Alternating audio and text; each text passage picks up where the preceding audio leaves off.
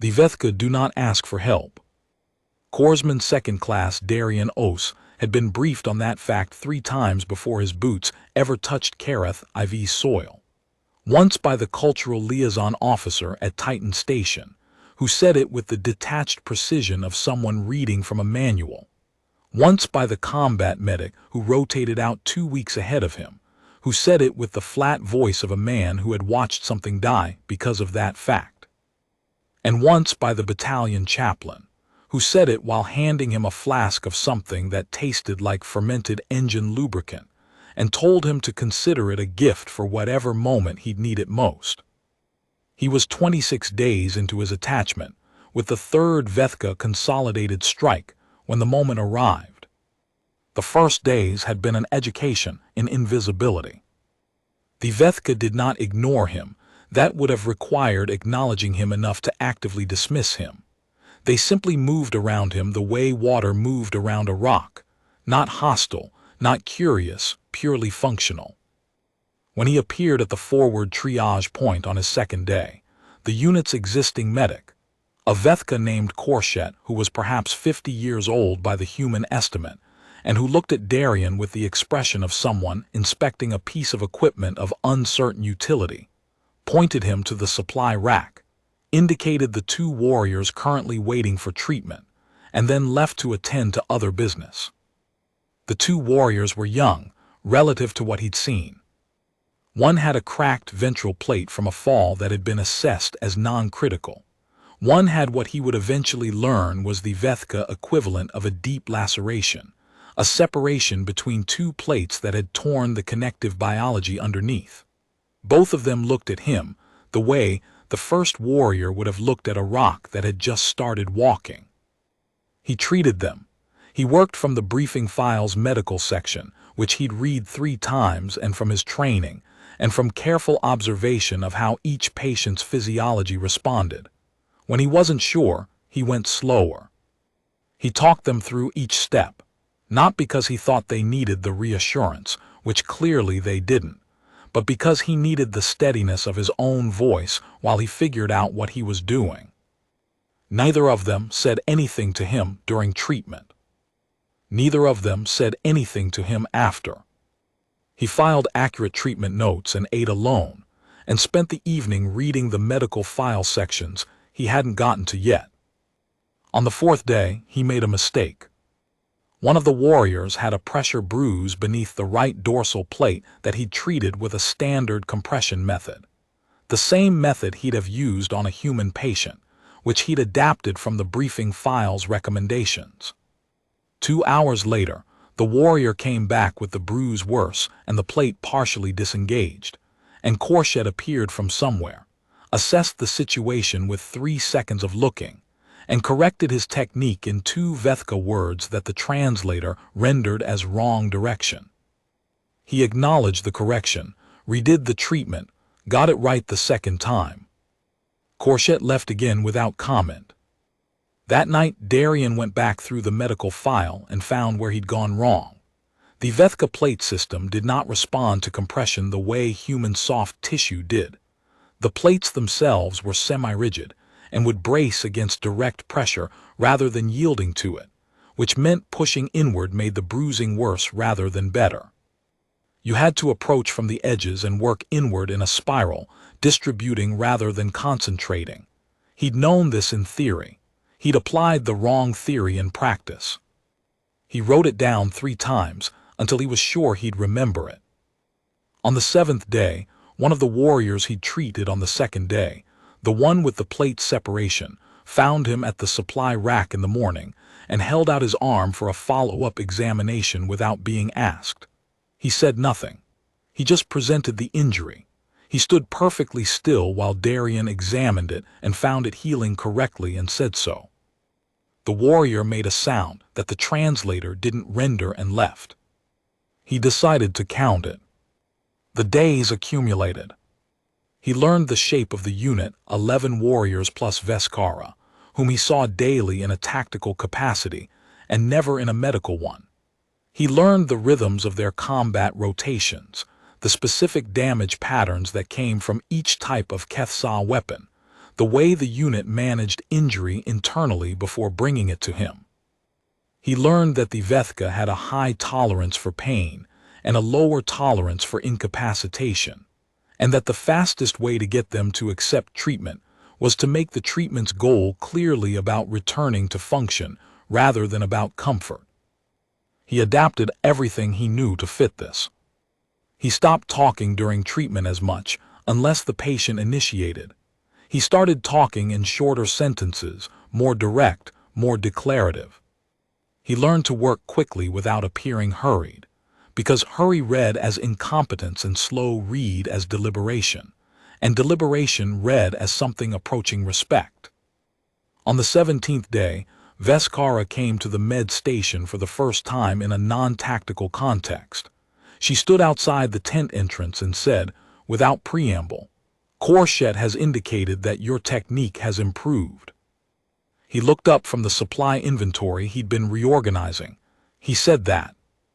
He indicated it. A small distinction in her inflection that he was beginning to learn mattered.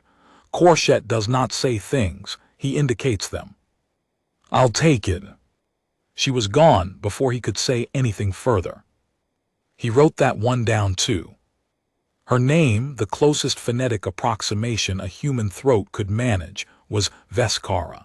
She was a senior strike leader, which in Vethka hierarchy meant she commanded a unit of 11 and answered to no one below the High Carapace Council.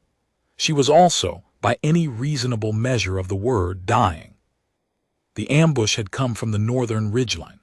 Darien had been 50 meters behind the forward element when the Kethsa pulse guns opened up, the air pressure cooking in that awful way it did when directed plasma interacted with humid atmosphere. He had gone flat before his brain finished processing the sound. When he lifted his head, 3 Vethka warriors were down and Veskara was upright still, which looked like survival but was actually the opposite. Her armor was locked. He didn't understand at first.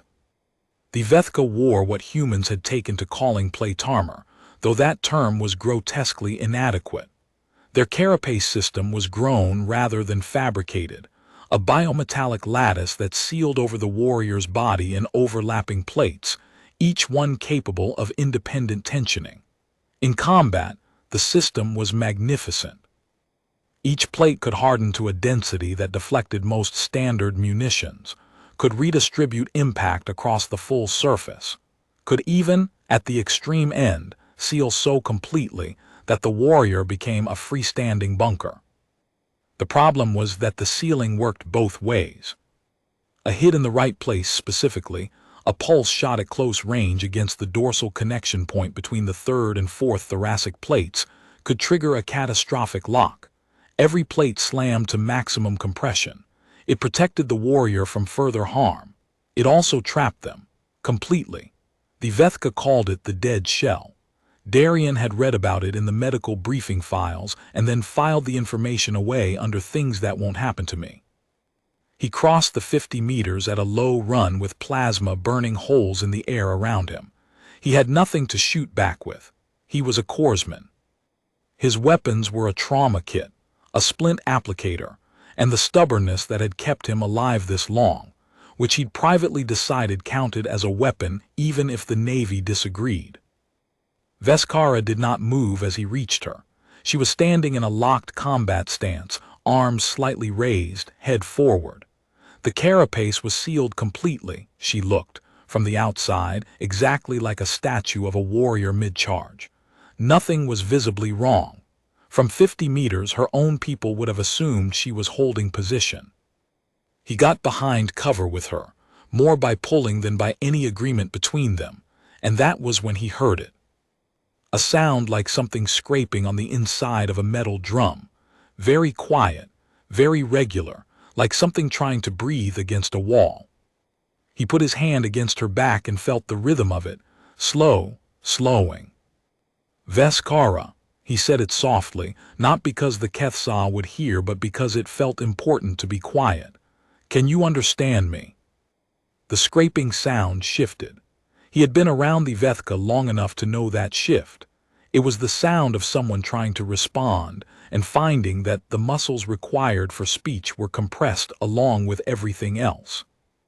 She could understand him. She could not answer him. The exo-armor had a manual release.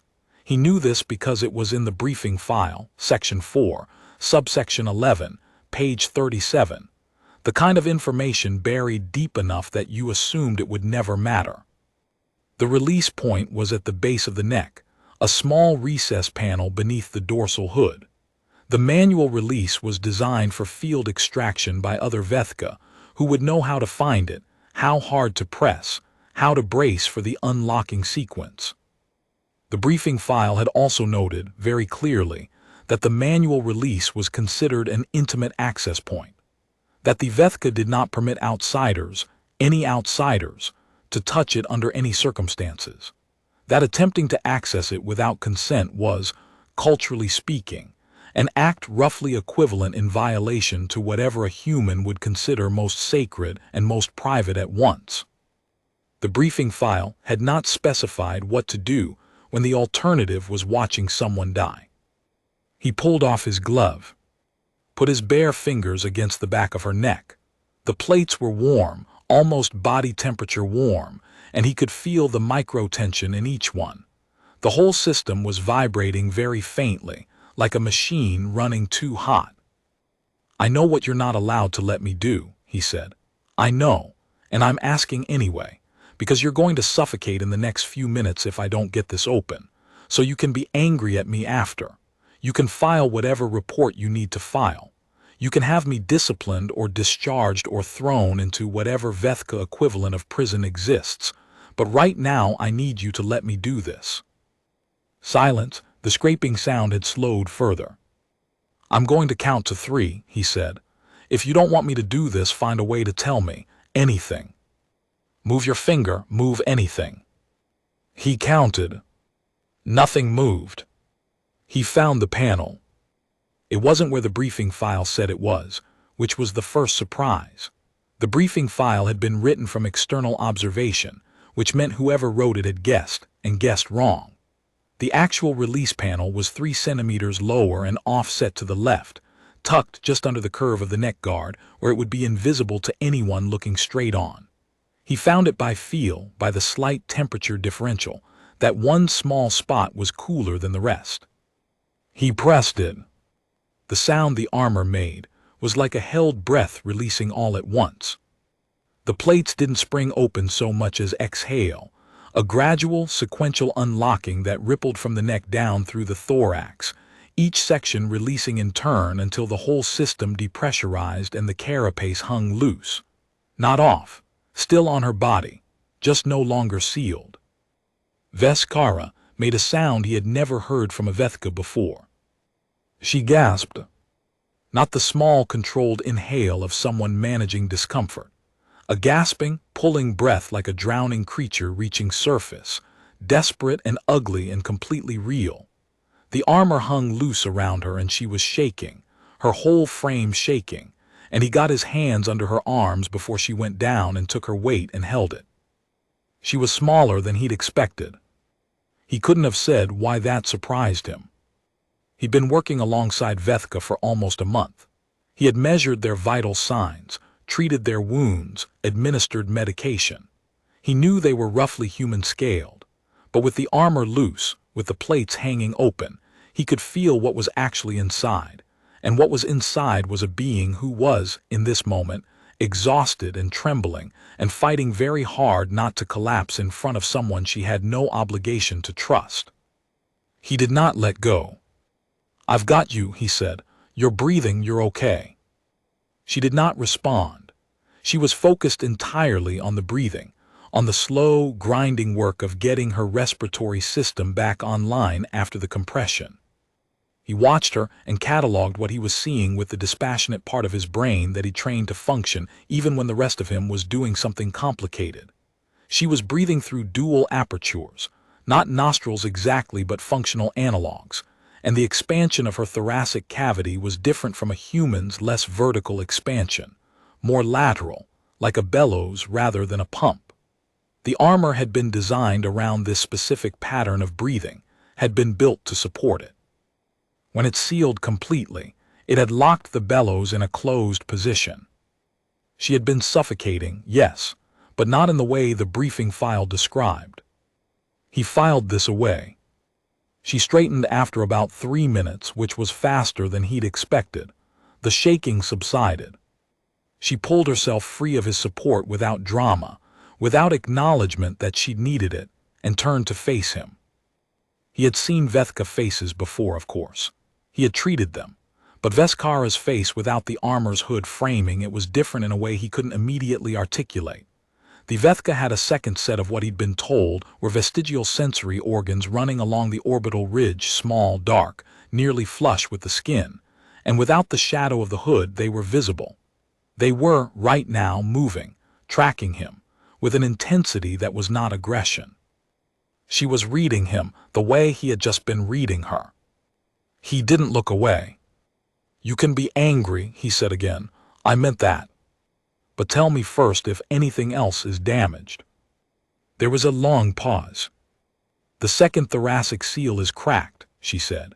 Her voice was different without the armor's resonance chamber, lower, rougher, stripped of the harmonic depth that made the Vethka sound like they were always speaking from inside a drum. It was also, very slightly, unsteady. "There is likely soft tissue bruising beneath the fourth plate on the left side. The lock trigger impact was concentrated there." "Show me." She showed him. The armor came away from the left side more easily than he'd anticipated. She released the plates herself, methodically, in a specific sequence that he watched carefully and memorized without deciding to. Beneath the fourth plate was what he'd have called a severe contusion in a human patient, a deep bruise that went purple-black against her lighter ventral skin, already swelling. The plate had absorbed the pulse hit but transferred the kinetic energy inward, and the tissue underneath had paid for it. He went to work. He had learned in his 3+ weeks attached to the third consolidated strike to adapt his trauma protocols. Vethka physiology was similar enough to warrant a human-derived approach and different enough that applying it uncritically would kill someone. He'd made mistakes in the first week. Small ones, nothing fatal, but he'd felt every one. He'd spent his evenings since then with the Vethka medical texts that the liaison officer had translated, bad translations, technically, but enough to orient him, and he'd cross-referenced them against his own training, until he could see the logic of both systems simultaneously. The bruised tissue needed compression, but the wrong kind of compression had just finished nearly killing her. He used a graduated wrap rather than direct pressure, building from the edges inward in a spiral pattern that distributed force rather than concentrating it. He talked while he worked, not from nerves but because the Vethka had told him, 3 weeks ago when he first started, that talking during treatment was considered respectful. It meant the healer was present, not just performing procedure. "The lock trigger mechanism," he said. "The dead shell. It's a last resort defensive response, right? Automatic once the trigger point is hit." "Correct. But the design assumes the warrior gets extracted by their unit, another Vethka who knows the release." "Correct. What happens in the field when no Vethka unit is present?" A pause that was not hesitation but calculation. "The warrior dies in the shell," she said. "This is considered an honorable death. The shell is recovered and returned to the High Carapace Council for interment." He was quiet for a moment, working the wrap. "Honorable," he said. "Yes. But you let me open it." Another pause, longer. "You offered alternatives," she said. "Anger, discipline, filing of reports. You did not demand." "You counted." She seemed to consider whether to continue. "No outsider has ever counted." He tied off the wrap and sat back. The firefight was still somewhere in the distance. He could hear the pulse signature of it, irregular now, which meant the Kethsa were either retreating or regrouping. Veskara's unit would be flanking. Standard third consolidated doctrine, which he'd memorized along with the medical texts. He handed her the armor plates he'd removed. She accepted them without speaking. "There's something I need to tell you," he said, "about the dead shell response." She tilted her head. The vestigial sensory organs along her orbital ridge tracked him. "Your armor is well designed," he said. "The pressure distribution, the impact transfer, the lock mechanism, all of it is exceptional engineering. But the lock mechanism has a flaw, and it's not an engineering flaw. It's an assumption flaw." "Explain." "The designers assumed that a locked warrior would either be extracted by their unit or die alone. They never designed a third option into the system. But the third option exists." He met her eyes. "It's always existed. You just had to be in a situation where someone outside the expected group was present and motivated." She was very still. "The release point," he said. "It's not where the external documentation says it is." "No. I found it by temperature, by feel." He paused. "Which means any being with functional haptic sensitivity and enough motivation could find it. It's not hidden from a determined outsider. It's hidden from a disinterested one." She looked at him for a long time. He did not fill the silence. "What are you saying?" she asked. "I'm saying your armor was designed to protect you from everyone," he said. "But it was designed by people who assumed that the only beings who would ever want to save you were other Vethka." He held her gaze. "That assumption is wrong." The firefight sounds had stopped. The quality of silence on Kareth IV's surface was different from any planet he'd served on. The local flora had a low, constant resonance, a biological hum that the Kethsa pulse weapons disrupted, and which reasserted itself in the aftermath of a fight like something reclaiming its territory. He could hear it returning now. Veskara moved without warning, not aggressively, not quickly, but with the deliberate precision of someone doing something they had decided to do. She reached up and removed the neck guard entirely, the last piece of armor that was still fully sealed, and set it on the ground between them. Without it, her face was completely visible. The secondary sensory organs, the bilateral structure of her features, the texture of her skin, which had a faint geometric patterning that he realized, looking at it, was not natural variation but fading, old markings that had been there and were slowly disappearing as her species aged. She looked, without the armor, like someone who had been carrying something heavy for a very long time. "The third thoracic plate on the right side," she said. "There is also damage there. I did not mention it." "Show me." She did. He worked. She talked while he treated her, which was the first time she had volunteered conversation that was not tactical. She told him about the third thoracic plate's history. It had been cracked once before, years ago, in a different engagement, and had never fully refused. She had known, for the past several engagements, that it was a weak point. She had told no one. Because in the Vethka tradition, a warrior with a known structural flaw was reassigned to support functions. She had 14 years of active strike leadership. She was not willing to become a support function. He listened without comment. When he finished treating the third thoracic plate, he organized his kit and did not offer advice about the wisdom of concealing medical information. She had not asked for his opinion on her choices. She had shared the information because she had decided to. Those were different things, and he understood the difference. "It will hold," he said, "for now, but not indefinitely." "I know. When you're ready to address it formally, the field medical record can reflect whatever narrative you choose. That's not my decision." She looked at him again in that cataloging way. "You are unusual," she said. "I'm a corpsman." "That is not what I mean." He began resealing her armor plates in the sequence she'd shown him, working from the base up, mirroring the order of her own removal. She let him. This was, he understood, a significant thing. Letting him rearm her was in some ways a greater intimacy than the opening had been. Opening was emergency. Arming was trust. He latched the final plate. "The release point," she said. "You will not share its location." It was not a question. "It's yours," he said, not mine to share.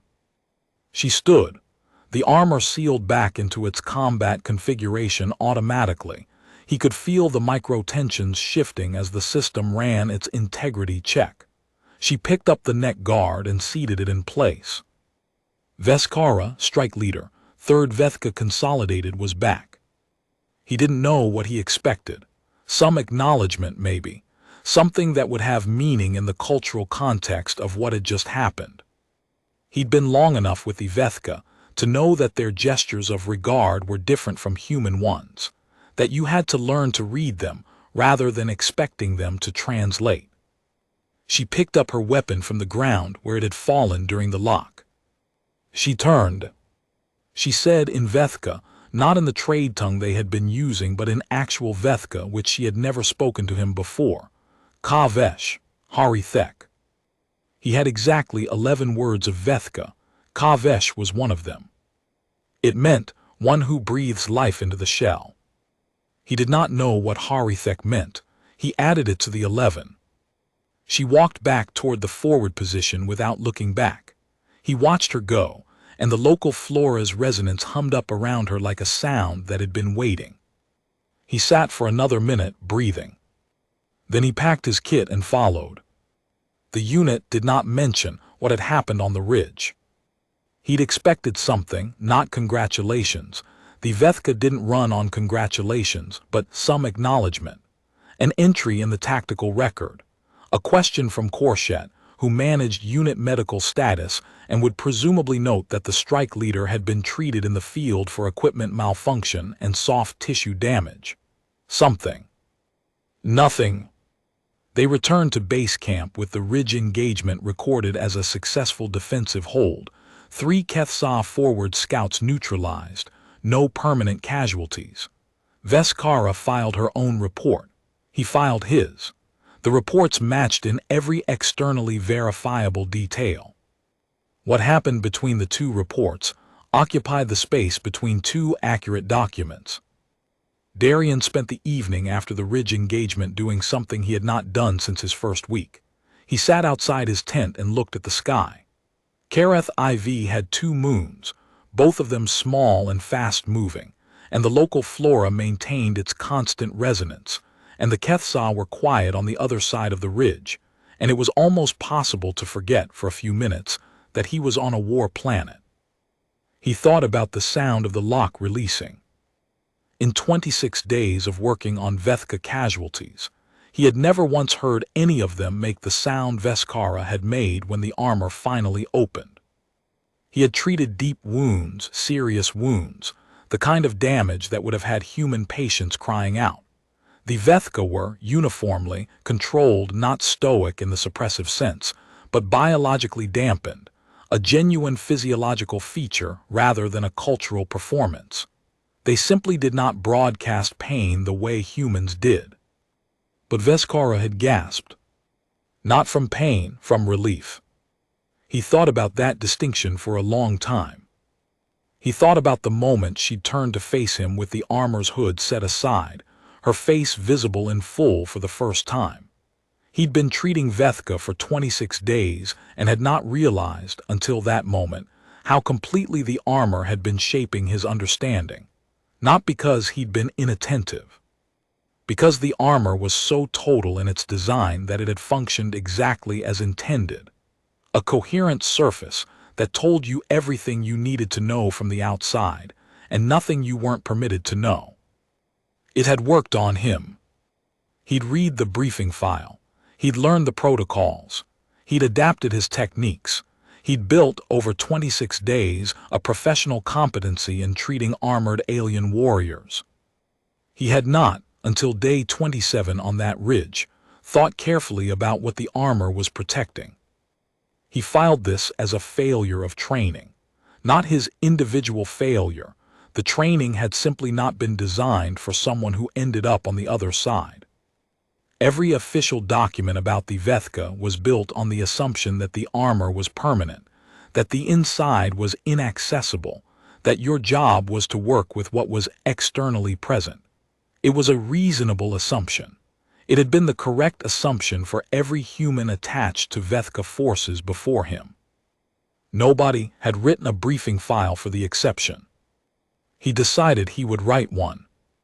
Not officially, not yet. He didn't have enough data, but he started that night in his personal log with the specifics that fell outside the official documentation: the temperature differential at the release panel, the lateral bellows mechanics of Vethka respiration, the plate removal sequence, the secondary sensory organs visible only without the neck guard. Small observations. Precise ones. The kind of detail that only existed on the other side of a very specific wall. He also wrote about the counting. He sat with that for a long time, trying to render it in medical language, before deciding it didn't belong in the medical section. He put it in a separate note, titled just for himself Things That Worked. Counting to 3, he wrote, offering alternatives before acting, stating consequences plainly rather than framing them as requests, letting her decide. He stared at that last line. He added, she decided in 3 seconds. She had already decided before I counted. The counting wasn't for her. The counting was the way I kept myself from acting before she had the chance to choose. He read that back. He closed the log. The after-action report noted that the third Vethka consolidated strike leader Veskara had been rendered temporarily combat ineffective due to environmental equipment malfunction and had been returned to active status by attached human medical support. It noted that the human corpsman had performed adequately. It did not note anything else, because there was nothing else in the official record that needed noting. Darien filed his own addendum separately to the research division at Titan Station, not because he was required to, because it seemed important. He described the respiratory mechanics he had observed, the lateral expansion pattern, the bellows function, the way the armor was designed to support rather than restrict. He described the positioning of the manual release and its divergence from the external documentation. He described the temperature differential that had allowed him to locate it. He included a note at the end that was not medical in nature. It said, the Vethka armor is not designed to keep the world out. It is designed to keep the warrior intact. These are different functions that are easy to confuse from the outside. I confused them for my first 26 days. I stopped confusing them on day 27. I am including this note because I believe the distinction is operationally significant and because I believe we have been building our entire strategic model around the wrong assumption. We have been treating the Vethka armor as a wall. It is not a wall. It is a shape that something arrived at because it was the best available solution to a specific set of pressures. The Vethka do not wear armor because they want to keep us out.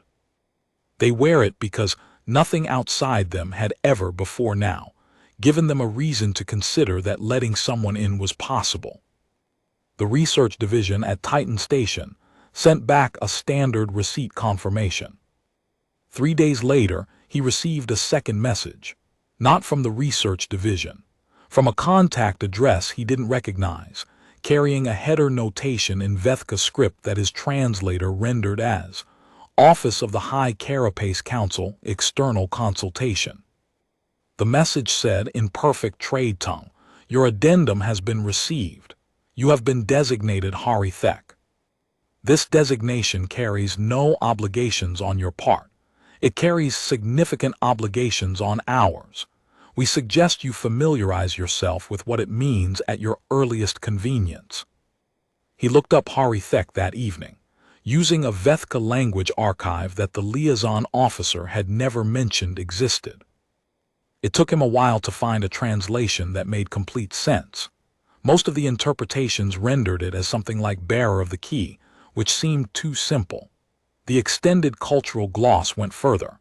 It described Harithek as the designation given, historically, to the being who first demonstrated that a sealed thing could be opened from the outside without breaking it, who showed that the shell was not the ending but the beginning of a conversation. The last time the designation had been awarded was, according to the archive, approximately 400 years ago. It had been awarded to another Vethka.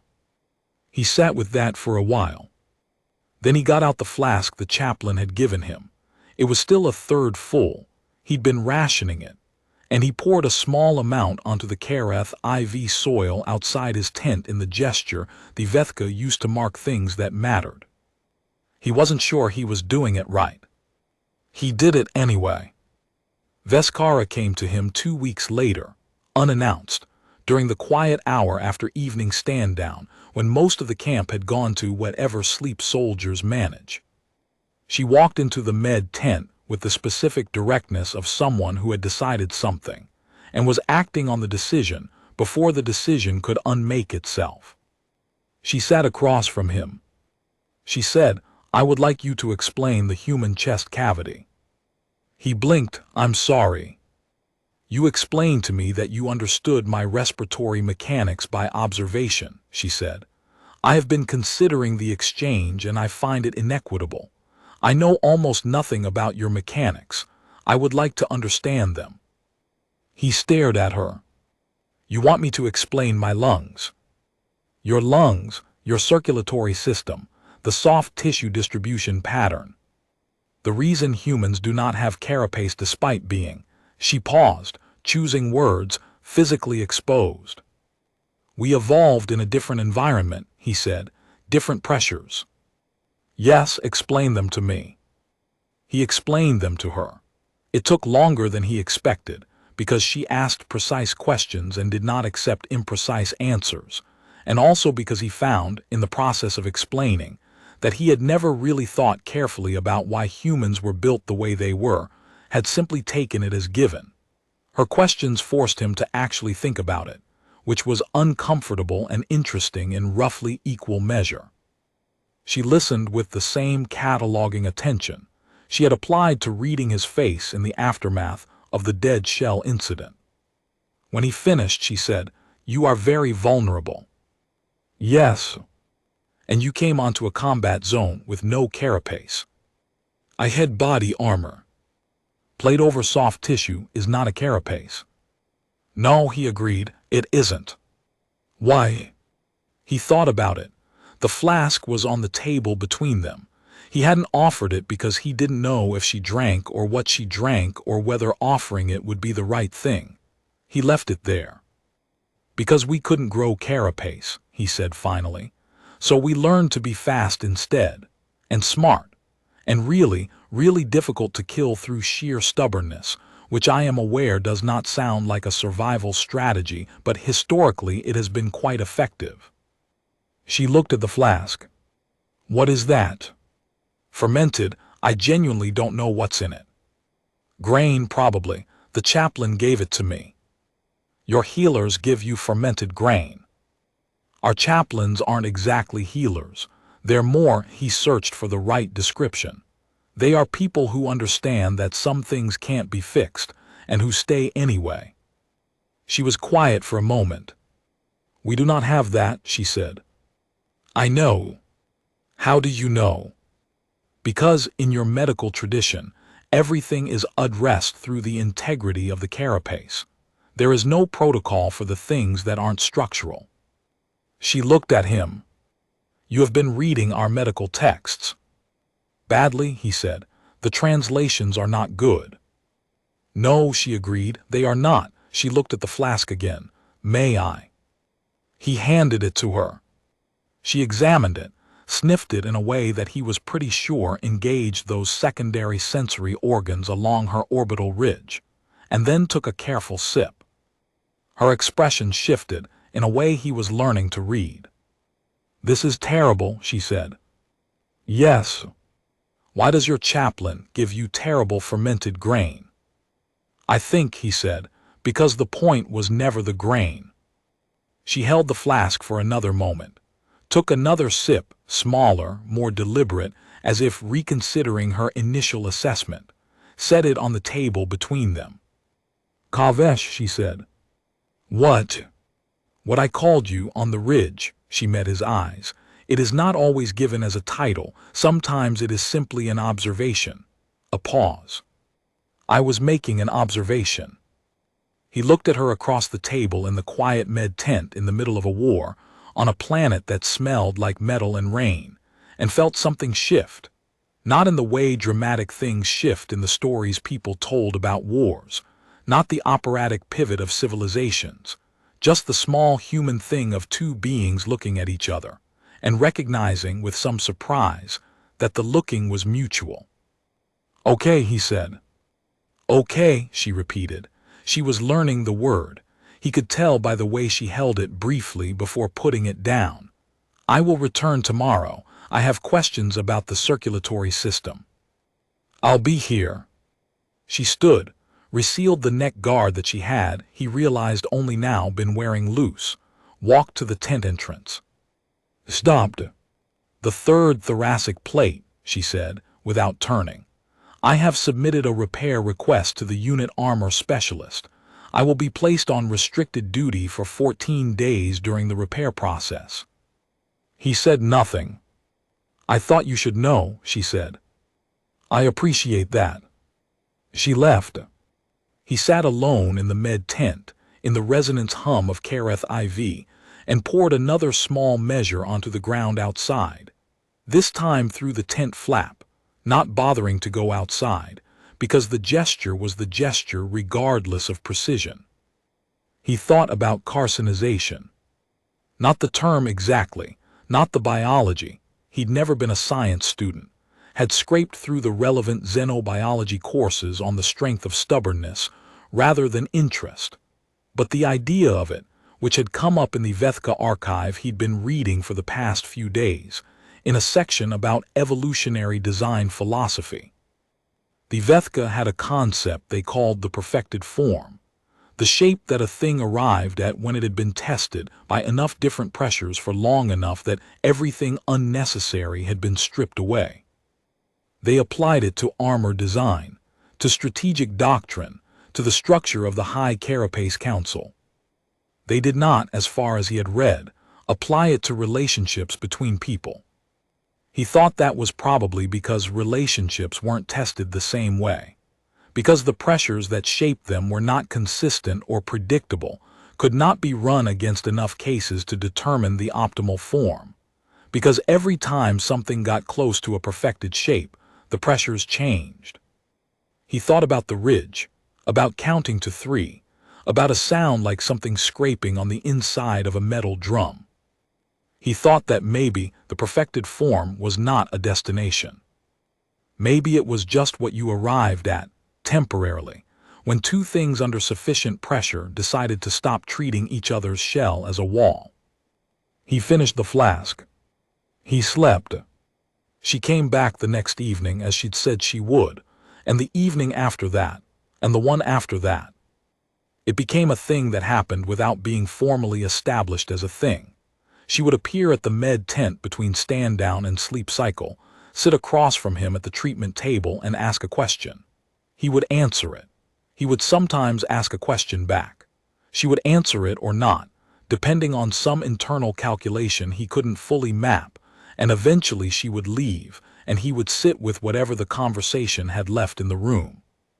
She asked about the circulatory system in the first session, the lymphatic system in the second, and the nervous system in the third. The questions were precise, and the interest was genuine, and he found, working through the architecture of human biology from the outside, explaining it to someone who was encountering it as foreign, that he understood his own body better than he had before. You didn't really grasp why something was built a certain way until someone who was built differently asked you to account for the design. He started asking questions back. He asked about the biometallic growth process, how the carapace developed, at what age it fully sealed, whether it was painful. She told him it was gradual, beginning in adolescence, the plates growing from anchor points along the dorsal structure, reaching full coverage around the equivalent of a human's mid-20s. Painful was not the right word. Significant was closer. It was the primary physical marker of transition from youth to warrior status, and the culture treated it accordingly. He asked if you could choose not to seal. She looked at him for a long time. No Vethka has chosen that, she said, in any record I am aware of. But theoretically, the biological process could be interrupted. It would result in a partial carapace. This is considered, she stopped. There is not a translation. It is considered the opposite of honorable. It is the marker of a being who could not complete themselves. He thought about this. That's an interesting frame, he said, the armor as completion. It is not a frame, it is what it is. I know, I'm not arguing the value. I'm noting that we don't have an equivalent. He looked at his hands, which were unarmored and always would be. For humans, the closest equivalent is, I don't know, getting a scar maybe, evidence that something happened to you, not something you grew on purpose. Scars are random, she said. Yes. The carapace is not random. No, he considered the distinction. I think that might be the whole difference, actually, between your culture and mine.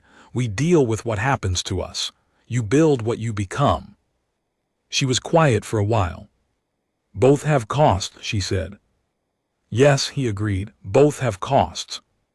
On the 9th day of her restricted duty, she arrived with a small flat container that he didn't recognize, set it on the table between them, and opened it without explanation. Inside was something that looked roughly like a very thin wafer of material that caught the light in multiple directions at once, iridescent, shifting. She picked one up and held it toward him. He accepted it. It was warm.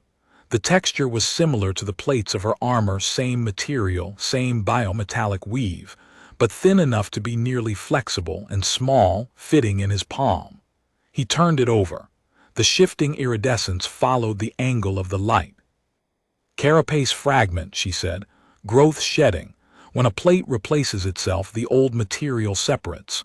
She looked at the container. Warriors keep them. It is, she paused on translation, and in her pauses he had learned to hear the work of a precise mind trying to find the right equivalent. It is the record of what you were before, evidence that something happened to you. He looked at the fragment in his hand. She was watching him with the secondary sensory organs tracking, the expression doing the specific thing it did. Okay, he said. It was barely a word, barely enough to carry the weight of what he meant by it, but she had been learning the word, and by now she knew what it held. Okay, she agreed. He kept it. He put it in his kit, in the interior pocket where he kept the things that mattered, next to the chaplain's flask that was now empty, and which he had not been able to bring himself to discard. On the 14th evening, she did not come. He sat at the treatment table until well past the usual time, reviewing medical notes that didn't need reviewing, before he accepted that she wasn't coming. He didn't know if something had happened, or if the restricted duty ending meant the routine ended with it, and he sat with not knowing the way you sat with things you couldn't resolve by wanting to resolve them. He went to sleep. At dawn, the Kethsah hit from 3 directions. The third Kethsah offensive began 14 days later, which was, to the day, the last day of Veskara's restricted duty. This was not a coincidence that anyone could have planned, but it felt like one. The offensive came at dawn, from 3 directions simultaneously, which was new. The Kethsah had been strictly bilateral in every previous engagement, a tactical conservatism that the third consolidated strike had been using as a reliable constraint. The 3-vector attack meant they had either changed commanders or changed doctrine or both, and it meant that the tactical map that Veskara had been working from for the past 2 weeks was now actively dangerous. Darian was already at his forward med station when the first wave hit. He had stopped sleeping well when things were quiet. His body had apparently decided that quiet was more threatening than noise, and had been up for 40 minutes before the pulse weapons opened up and the darkness went orange. The first casualties arrived within 8 minutes. He worked. He had learned in his weeks with the third consolidated strike that the Vethka treated human medical support the way they treated most forms of outside assistance, with precise, impersonal efficiency. You were a resource. Resources were allocated as needed. This was not unkind. It was simply Vethka. It had shifted over the past 2 weeks in ways that were small but that he had cataloged. Warriors who came to him now made eye contact. Not all of them the older fighters, the ones who had been in the carapace long enough that the habit of not looking had become structural. They still came and went with their gaze fixed somewhere overhead. But the younger ones, the ones who'd been watching, they met his eyes. They also talked while he worked. Not much, not conversationally, but they told him, unbidden, the things that were relevant, which hit had done the damage, how they'd landed, what they'd felt, which plate had held and which hadn't. Information he needed that he'd previously had to extract by question and inference. Now it came to him. He noticed this. He did not comment on it, he worked. The third wave of the offensive was when things became serious. The Kethsaw's third vector attack came from a direction that the third consolidated strike had been using as a command and supply corridor, which meant it was not fortified, which meant it went directly through the section of the forward position that contained the medical tent. Darian heard the pressure change in the air, that cooking sound, and got behind the supply crates before the first pulse hit the tent frame. The frame held, the tent did not. He was working on a warrior with a ruptured dorsal seal, not his best location for a firefight, crouched over an armored casualty with no cover worth the name, when Veskara came through the gap in the tent structure. She had her weapon up and was already firing, and she moved with the complete economy of someone who had been doing this since before he was born, and the two Kethsaw who had been about to provide him with what would have been a conclusive summary of his military career were gone before he'd fully processed they were there. She put herself between him and the gap in the structure. She did not look back at him. She said in trade tongue, clipped and flat, "Can you move him?" He assessed the warrior he'd been treating. 3 minutes. "You have 3 minutes," she said, and held the gap. He finished in 2.5.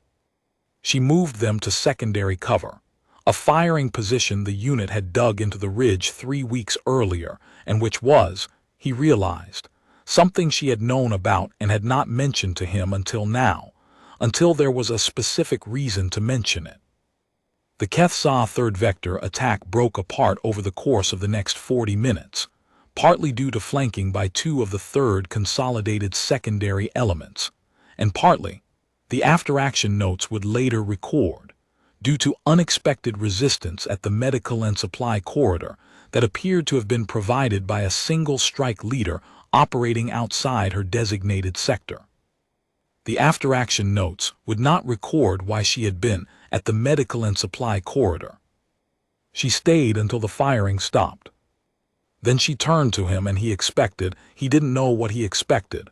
An acknowledgement maybe, something tactical, something efficient. She looked at the warrior he'd been treating, who was now conscious and stable, and staring at both of them with an expression Darian had learned to read as the Vethka equivalent of very confused. She said in Vethka to the warrior, not to him, something that he did not know the words for. The warrior's expression changed. The confusion resolved into something else, something that looked from the outside like relief. He asked her later what she'd said. She told him. She had said the healer counted. He did not ask her what it meant in context. He understood what it meant in context. He went back to work. The formal ceasefire negotiations began 6 weeks later.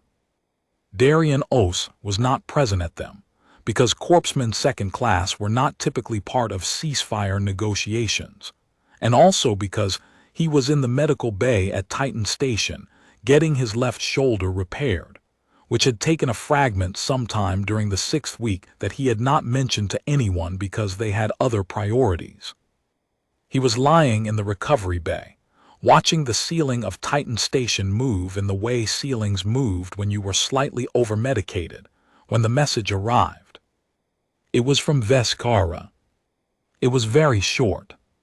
It said, The High Carapace Council has requested that you be present at the ceasefire protocols in a consultative capacity. This is not a military request. It is a personal one. The Council has asked me to clarify. This means they are asking, not requiring.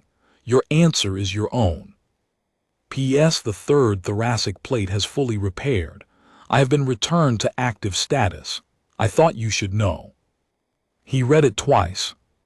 Then he asked the med bay to connect him to the liaison officer and told them he needed a formal attendance request processed for the ceasefire protocols and that yes, he was aware he was technically still on surgical recovery, and no, he didn't think that was going to be a problem.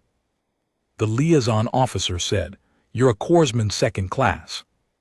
"Yes," he said. The Vethka High Carapace Council specifically requested a corpsman second class. They requested me specifically. A pause. What did you do? He thought about how to answer that. He thought about a ridge on Kareth IV, a sound like breathing against a wall, the temperature differential of one small panel slightly cooler than the rest. He thought about a flask and a language and questions about lungs, and the specific quality of an evening when two beings who had been reading each other from behind their respective shells decided, without fanfare, that the reading was sufficient. "I counted," he said. The liaison officer said nothing. "To 3, he added. "I counted to 3. He got dressed, he put on his kit, he went to the ceasefire. The transport to the designated neutral station took 9 hours. He spent most of it in a small observation berth, watching the transit to Titan Station, and then the longer leg outward to the orbital facility where the protocols were being held. His shoulder was still sore, not debilitatingly, but in the persistent way of a repair that had been done correctly but recently, and he kept his arm at a specific angle to minimize the pull on the stitching.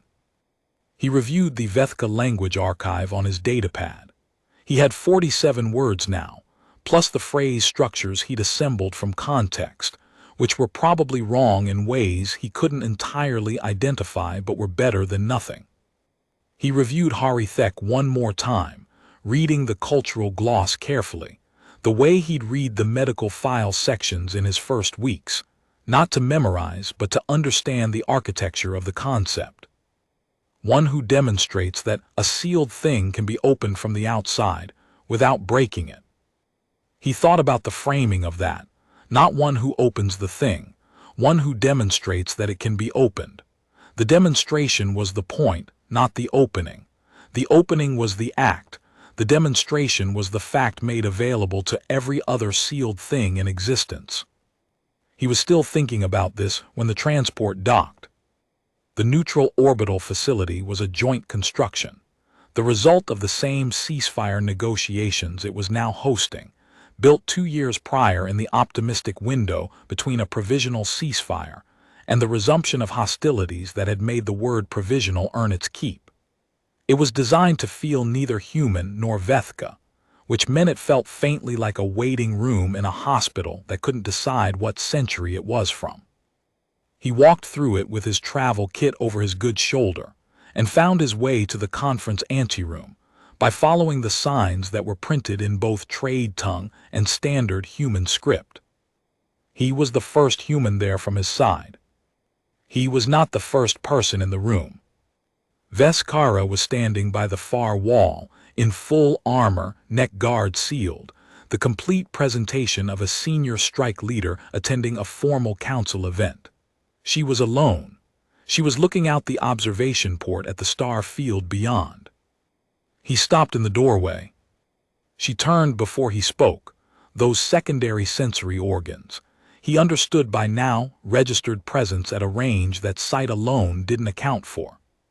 She looked at him. He had not seen her in 6 weeks, since the night she'd told him about submitting the repair request for the third thoracic plate. 6 weeks of recovery at Titan Station, physical therapy, the grinding bureaucracy of surgical documentation, and the strange suspension of a soldier in a medical bay while a war continued without him. 6 weeks during which he had filed his addendum and received the council's message and looked up Harithek and sat with it. 6 weeks in which he had thought, more than once and with more frequency than he'd have admitted to anyone, about a flask passed across a table in a med tent and a question about lungs. "Your shoulder," she said. "Recent, it's fine." "It is not fine. You are holding it at 12 degrees of compensation." He looked at his shoulder. He was, in fact, holding it at compensation angle without having decided to. "It'll be fine," he corrected. She made the sound that wasn't quite a sound, the low subvocal register that the translator never caught, and that he had come to read as something between acknowledgement and the Vethka equivalent of a sigh. She crossed the anteroom and stopped in front of him with the deliberate precision that characterized every deliberate thing she did. She reached up and unlatched the neck guard. She did it herself, quickly, the way you did something that you were doing before you could think too carefully about doing it. The neck guard came away and she held it in her left hand, and her face was fully visible in the lighting of the anteroom, the secondary orbital organs tracking him with that specific quality of attention that he had, over the course of their months of professional acquaintance, come to understand as her version of being present. "The third thoracic plate repaired fully," he said. "I told you." "I know, I wanted to say it out loud." She looked at him. "I have been practicing human expressions," she said, "and I am told by the translation team that I am not doing it correctly." "Which expression?" "The one for," she considered the word, "gratitude with the face, the one that doesn't require speaking." He looked at her carefully, at the bilateral features, the vestigial sensory organs along the orbital ridge, moving very slightly, the expression that was not a human expression but that he had been learning to read for months, and that was, right now, doing something specific. "I think you might be doing it correctly," he said. "Just not in a way the translation team would recognize." The anteroom began to fill behind him, the formal delegations arriving, the human side with its diplomatic staff and legal team, and the 3 generals who had been negotiating the ceasefire terms since before Darien had ever set foot on Karath IV. The Vethka side with the High Carapace Council, representatives in their full formal carapace, moving with that particular combination of weight and precision that made a room feel smaller. Veskara receded the neck guard. She turned toward the main chamber doors. She said quietly, in the moment before everything became official, "Kavesh." Not as a title, he knew the difference now. "I know," he said. She walked forward into the room. He followed a step behind, which was the correct positioning for a consultative designate, a piece of protocol he had looked up specifically, and the chamber doors opened ahead of them, and the formal records of the ceasefire protocols noted, with a precision that captured the facts without the texture of them, that the session began on schedule with all designated parties present. All designated parties. He took his seat at the table's edge, not at the negotiating line, not at the observer tier, but at the consultative position that had not existed in any previous session and had been created specifically, and at the council's request. His nameplate read in both scripts exactly what the message had said it would. Darien Osei, Corpsman 2nd Class, Harithek. Across the table, the senior council representative, ancient, in full formal carapace, whose age Darien estimated at somewhere between very old and geologically old, looked at him for a long time. Then she turned to Veskara and said something in formal high-register Vethka that he caught only 3 words of. He asked Veskara afterward what the council representative had said. Veskara considered how to translate it. She said, Veskara told him, that she had wondered if this day would come again, that in 400 years the council had stopped wondering, that she was glad to have been wrong to stop. He sat with that. "What did you say back?" Veskara looked at him. The secondary sensory organs moved along the orbital ridge. The expression that the translation team couldn't catalog was doing the specific thing it did. I told her, she said, that he counted to 3. He had nothing to add to that. He did not try. And in the formal records of the negotiations that ended the 4-year Karath IV conflict, in the preamble that listed the parties present and their capacities, there is a designation that no one who wasn't there fully understood. Darian Osei, Corpsman Second Class, Harithek. Bearer of the key. The one who demonstrated that a sealed thing can be opened from the outside without breaking it. The one who counted.